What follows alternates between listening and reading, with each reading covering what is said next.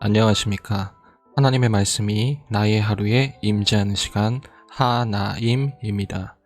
오늘 하루도 하나님의 말씀을 통해서 우리의 목마름을 채움받는 귀한 시간 되길 기대합니다. 네, 오늘은 누가복음 9장입니다. 우리 다 같이 성경을 펴서 천천히 함께 따라 읽도록 하겠습니다.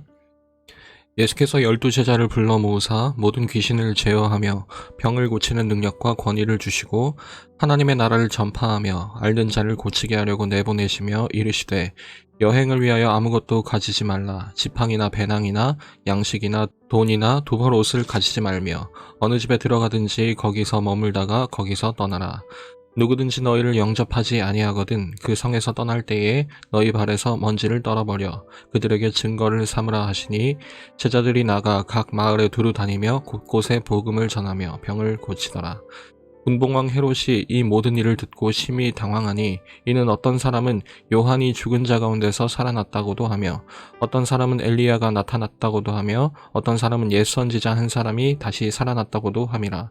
헤롯이 이르되 요한은 내가 목을 베었거늘 이제 이런 일이 들리니 이 사람이 누군가 하며 그를 보고자 하더라. 사도들이 돌아와 자기들이 행한 모든 것을 예수께 여쭈니 데리시고 따로 벳세다라는 고을로 떠나가셨으나 무리가 알고 따라왔거늘 예수께서 그들을 영접하사 하나님 나라의 일을 이야기하시며 병 고칠 자들은 고치시더라. 날이 저물어 가매 12사도가 나와 여짜오되 무리를 보내어 두루 마을과 촌으로 가서 유하며 먹을 것을 얻게 하소서. 우리가 있는 여기는 빈들이니이다. 예수께서 이르시되 너희가 먹을 것을 주라 하시니 여짜오되 우리에게 떡 5개와 물고기 2마리밖에 없으니 이 모든 사람을 위하여 먹을 것을 사지 아니하고서는 할 수 없사옵나이다 하니 이는 남자가 한 5,000명 되밀어라. 제자들에게 이르시되 때를 지어 한 50명씩 앉히라 하시니 제자들이 이렇게 하여 다 앉힌 후 예수께서 떡 5개와 물고기 2마리를 가지사 하늘을 우러러 축사하시고 떼어 제자들에게 주어 무리에게 나누어 주게 하시니 먹고 다 배불렀더라. 그 남은 조각을 12바구니에 거두니라.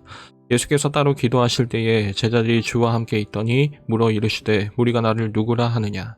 대답하여 이르시되 세례 요한이라 하고 더러는 엘리야라. 더러는 옛 선지자 중에 한 사람이 살아났다 하나이다. 예수께서 이르시되 너희는 나를 누구라 하느냐.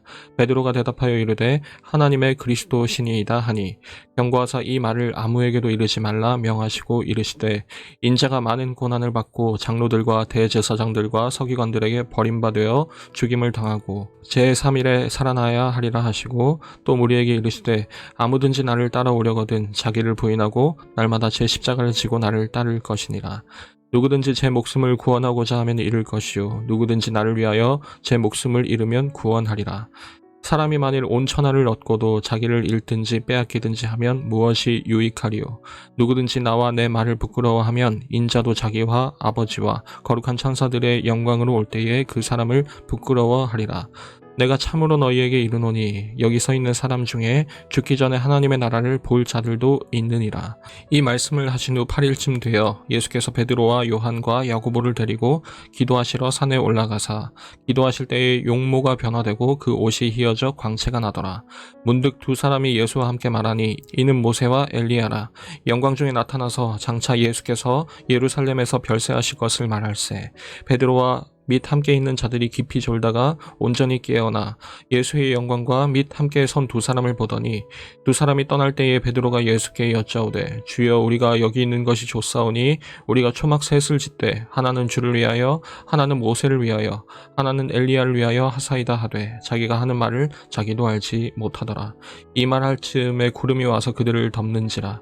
구름 속으로 들어갈 때에 그들이 무서워하더니 구름 속으로 소리가 나서 이르되 이는 나의 아들 곧 택함을 받은 자니 너희는 그의 말을 들으라 하고 소리가 그침에 오직 예수만 보이더라. 제자들이 잠잠하여 그 본 것을 무엇이든지 그때에는 아무에게도 이르지 아니하니라. 이튿날 산에서 내려오시니 큰 무리가 맞을세. 무리 중에 한 사람이 소리질러 이르되 선생님 청컨대 내 아들을 돌보아 주옵소서. 이는 내 외아들이니이다. 귀신이 그를 잡아 갑자기 부르짖게 하고 경련을 일으켜 거품을 흘리게 하며 몹시 상하게 하고야 겨우 떠나가나이다. 당신의 제자들에게 내쫓아 주기를 구하였으나 그들이 능히 못하더이다.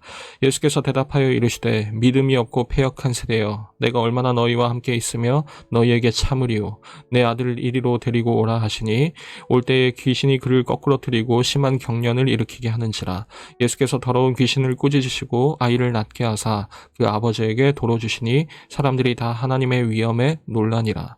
그들이 다 그 행하시는 모든 일을 놀랍게 여길세 예수께서 제자들에게 이르시되 이 말을 너희 귀에 담아두라. 인자가 장차 사람들의 손에 넘겨지리라 하시되 그들이 이 말씀을 알지 못하니 이는 그들로 깨닫지 못하게 숨긴 바 되었음이라. 또 그들은 이 말씀을 묻기도 두려워하더라. 제자 중에서 누가 크냐 하는 변론이 일어나니 예수께서 그 마음에 변론하는 것을 아시고 어린아이 하나를 데려다가 자기 곁에 세우시고 그들에게 이르시되 누구든지 내 이름으로 이런 어린아이를 영접하면 곧 나를 영접하며 또 누구든지 나를 영접하면 곧 나를 보내신 이를 영접함이라. 너희 모든 사람 중에 가장 작은 그가 큰 자니라. 요한이 여짜오되 주여 어떤 사람이 주의 이름으로 귀신을 내쫓는 것을 우리가 보고 우리와 함께 따르지 아니하므로 금하였나이다. 예수께서 이르시되 금하지 말라. 너희를 반대하지 않는 자는 너희를 위하는 자니라 하시니라.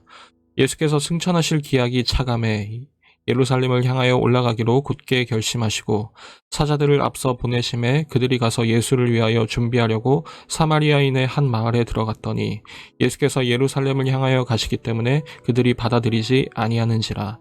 제자 야고보와 요한이 이를 보고 이르되 주여 우리가 불을 명하여 하늘로부터 내려 저들을 멸하라 하기를 원하시나이까. 예수께서 돌아보시며 꾸짖으시고 함께 다른 마을로 가시니라.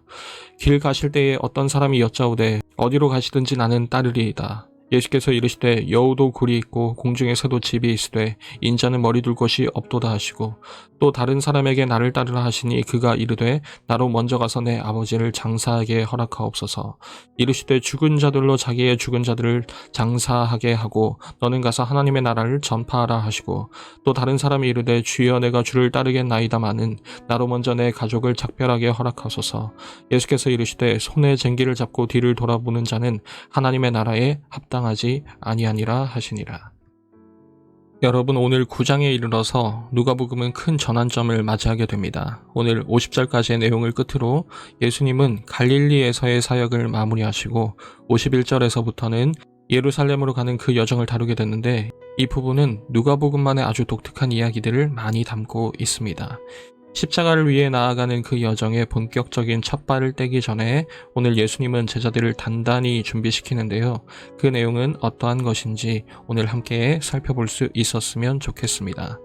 오늘 1절에 보면 예수님께서 12 제자들에게 여러 능력과 권위를 주시고 또 여러 가르침을 주시죠.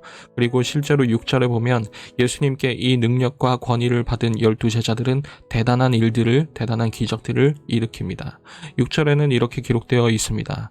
제자들이 나가 각 마을에 두루 다니며 곳곳에 복음을 전하며 병을 고치더라. 그런데 갑자기 7절에서는 뜬금없이 헤롯 안티파스 왕의 이야기가 등장합니다. 세례 요한을 감옥에 가두고 죽였던 그 헤롯 왕 말입니다. 지금 그 헤롯이 12 제자들이 행했던 그 일들을 듣고 당황했습니다. 그 이유는 일종의 위기감을 느꼈기 때문이겠죠. 자기는 분명 세례 요한을 목베어 죽였는데 예수님께서 예전에 마치 세례 요한이 했던 것과 같은 그런 비슷한 일들을 행하시니까 소문이 퍼지기 시작한 겁니다. 세례 요한이 다시 살아났다는 등등의 소문 말이죠. 그런데 우리가 여기서 눈여겨보아야 할 점이 있다면 지금 누가는 이 부분을 굉장히 좀 독특하게 표현했다는 점입니다.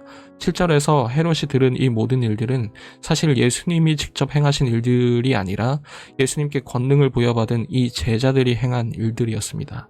비록 좀 부정적이긴 하지만 지금 벌어지는 일은 예수님께 권능을 부여받은 제자들이 여러 사역들을 감당했고 그 일들을 헤롯과 사람들은 마치 예수님이 행한 것과 동일시했다는 것입니다. 한마디로 지금 예수님의 사역이 제자들의 사역이 된 것이고 제자들이 행한 것으로 말미암아 예수님이 주목받게 된 것이죠. 그런데 한 가지 우리가 놓치지 말아야 할 것은 그 반응이 긍정적이지는 않았다는 것입니다. 헤롯이 갑자기 끼어든 지금 이 순간부터 제자들의 사역 이야기는 곧바로 세례 요한과 예수님 그리고 이 12제자들이 한대로 묶이게 됩니다. 그리고 그것은 비단 그들이 했던 일에 관해서만 아니라 그들이 당하게 될 운명, 즉 거절받는 것과 죽임당하는 것에 대해서도 한데 묶이게 된다는 뜻입니다. 여기서 우리는 이 제자들, 이 사도들의 정체를 알 수가 있습니다. 이제 제자들은, 이 보냄받은 사도들은 예수님의 했던 일들, 그 사역뿐만이 아니라 예수님의 운명도 공유하게 될 것입니다. 그 뒤에는 여러 익숙한 이야기들이 나옵니다. 오병이어 이야기, 나를 누구라 하느냐는 예수님의 질문 이야기, 변화산 사건, 그리고 그 뒤에 이어지는 여러 사건들입니다. 그런데 디테일한 부분에선 조금 차이가 있습니다. 예를 들자면 너희는 나를 누구라 하느냐에 대한 그 예수님의 질문에 대해서는 베드로는 이렇게 대답합니다. 하나님의 그리스도 신이이다. 마태복음과 마가복음의 버전과는 또 다르죠. 그리고 누가복음에는 베드로가 예수님께 혼나는 장면도 따로 없습니다. 그 이유는 아마도 누가가 본인의 강조점을 분명히 드러내고 싶어서 나머지 장면을 생략했다고 보아야 되겠죠. 누가는 지금 무엇을 말하고 싶은 걸까요? 지금 제자들은 예수님의 권능을 받고서 예수님이 하셨던 일들을 자기들도 감당했습니다. 그리고 그 사역들을 통해서 예수님이 더더욱 드러나시게 되었죠. 그러나 그 예수님의 정체는 다름 아닌 하나님의 그리스도셨다는 겁니다. 하나님의 일을 감당하는 분이고 하나님께서 보내신 구원자라는 것입니다. 그렇다면 강조점은 여기 있겠죠. 앞으로 제자들이 감당할 사역 역시도 결국 누구의 일이라는 것일까요?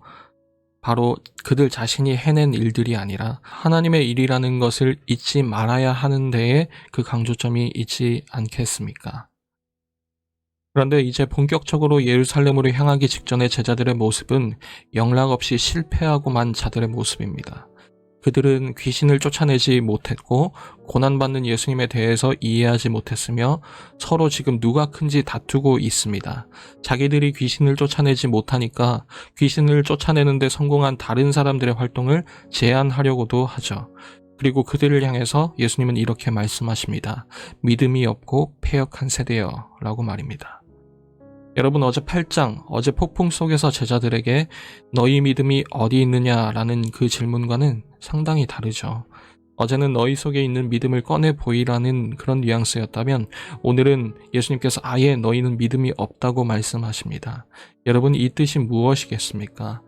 12제자들은 지금 그들이 했던 일을 하나님의 일로 받아들이고 있지 않기 때문일 것입니다. 내가 했던 것, 내 능력, 내 업적, 내 공로라는 것이겠죠. 예수님의 권능을 받고 여러 기적들을 감당했지만 지금 제자들은 그 일들을 가지고 서로 자랑하기 바쁜 것입니다. 누가 더 대단하냐면서 말이죠. 그래서 그들에게는 시간이 필요한 겁니다. 그들이 감당할 사역이 어떤 의미인지, 하나님의 일들은 또 무엇인지, 그것을 예수님은 앞으로 이어질 예루살렘으로의 여정을 통해서, 그 주어진 시간을 통해서 가르치실 것입니다.